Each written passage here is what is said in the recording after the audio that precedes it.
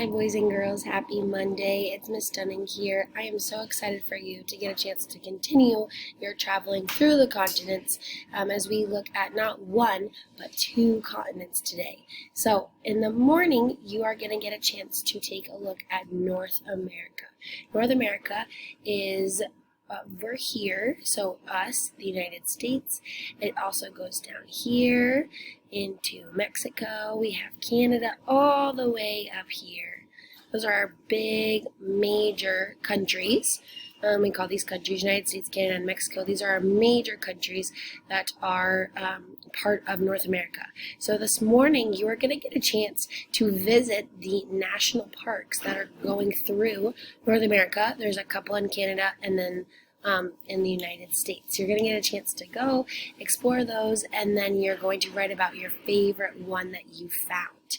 And then you're going to take a quick lunch break, then you're going to hop on the plane again, and this time we are traveling all the way down here to Australia. Australia is considered to be an island continent, which means that it is surrounded fully by water. All of the states, or all of the places that make up Australia, all have water. So it's considered an island continent. That's how we label Australia.